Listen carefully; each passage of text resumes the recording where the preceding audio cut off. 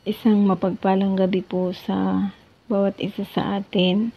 Pinupuri ko po ang Diyos sa gabing ito, sa kadakilaan niya sa ating mga buhay, sa pag-iingat niya sa atin sa buong maghapon. At iningatan niya tayo at ganoon na rin sa ating mga pamilya sa Pilipinas, ating mga mahal sa buhay. Maraming salamat din po sa isang pagkakataon na naman na ibinigay niyo po sa akin upang magbahagi ng salita ng Panginoon sa gabing ito. At ang ibabahagi ko po sa gabing ito ay matatagpuan sa Episode chapter 3. Hindi ko na po babasahin ang whole chapter at ang babasahin ko na lang po ay ang chapter 14 hanggang 18. At ang sabi niya dito, dahil dito ako'y manikluhod sa Ama, na siyang pinagtutularan ng pagkaama sa bawat sambayanan sa langit at sa lupa. Hinihiling ko ayon sa kanyang kayamanan at kadakilaan na palakasin niya ang inyong buhay espiritual sa pamamagitan ng kanyang espiritu. Naway manahan si Kristo sa inyong puso sa pamamagitan ng inyong pananalig sa Kanya upang sa inyong pag-uugat at pagiging matatag sa pag-ibig. Last verse, maunawaan ninyo kasama ng inyong hinirang kung gaano kadakila ang pag-ibig ni Kristo. Ito po ang salita ng Diyos na aking binasa sa gabing ito. Pinamagatan ko po itong kalakasang espiritual. Minsan po ba, 'di ba, nakakaranas po tayo ng pisikal na panghihina, tulad po ng wala po tayong ganang kumain, kumilos, or magtrabaho. Ganon din po sa atin minsan sa ating espiritual na buhay. Minsan mayroon din po tayong panghihina na nararanasan tulad ng wala tayong ganang magbasa or hindi tao sa puso natin ang manalangin. Ito po ang sign na tayo ay nanghihina na sa ating kalagayang espiritual. Tulad nga po nasabi ni Pablo na isa sa mga panalangin ni Pablo sa mga taga-Episo na magkaroon sila ng espiritual na kalakasan. Tulad po sa ating pisikal na katawan na nakakaranas din or nakakaramdam tayo ng panghihina at pagod. Tapos wala po tayong gana makipag-usap or makipaghalubilo sa ating mga kapwa. Wala po tayong ganang kumain hanggang sa tayo ay manghina.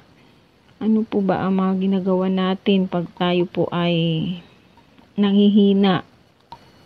Di ba po ba pupunta po tayo sa doktor upang tayo ay magpa-check up at doon po ay sabihin natin lahat ng ating nararamdaman, tapos bibigyan po tayo ng gamot at mga vitamins.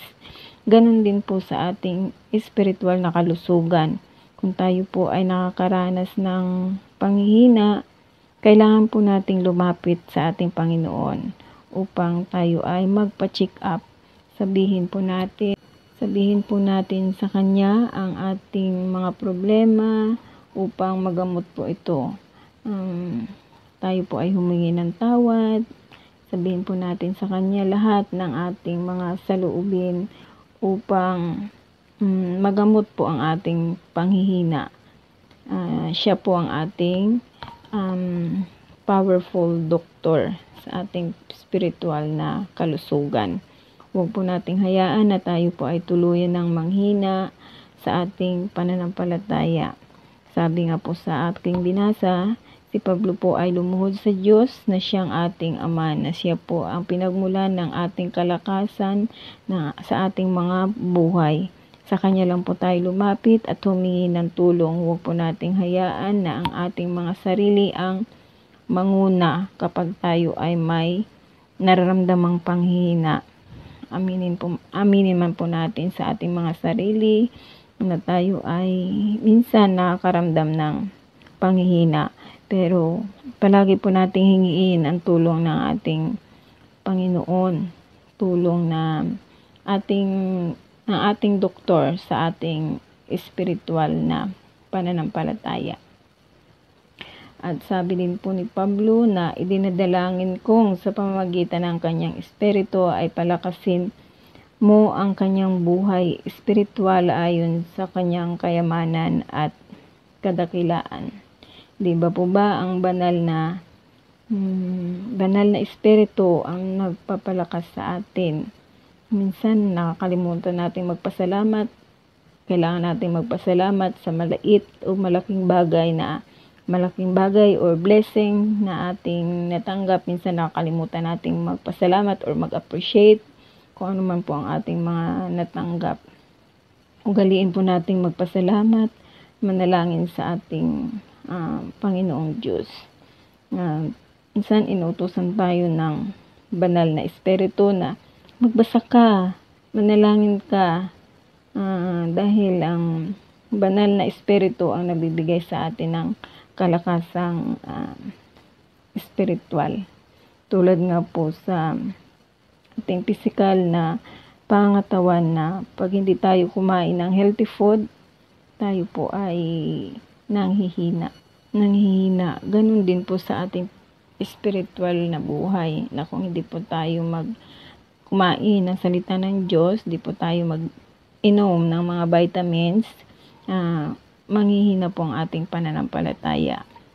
Mawawalan po tayo ng ganang magsamba, magpuri, at lahat po manghihina po tayo. Kaya dapat po palagi po tayong kumain at uminom ng vitamins ng ating spiritual na kalakasan o kalusugan para palagi po tayong malakas at hindi tuluyang manghina sa ating pananampalataya sa ating Panginoong Diyos. Ito lang po ang maikling devotion na maibabahagi ko sa inyo sa gabing ito. At pinupuri ko po at pinapasalamatan ang ating Panginoon Diyos sa kadakilaan niya sa ating mga buhay. At pinupuri at pinapasalamatan ko rin ang ating Panginoong Hesus sa pagkat nagdiwang po ng 16 years old ang aking pangalawang anak kahapon, June 3. At pinapasalamatan ko, Panginoon, sa dagdag buhay na pinagkaloob niya sa aking anak. At dalangin ko na sana maging matatag ang relasyon niya sa ating Panginoon Diyos. At ayan, kung sino man po ang may nais idagdag sa devotion sa gabing ito, binibigay ko na po ang lahat ng pagkakataon. At maraming salamat po, ibinabalik ko na po ang lahat sa ating mahal na presider, Pastora Rose. Muli po, isang mapagpalang gabi po sa ating lahat.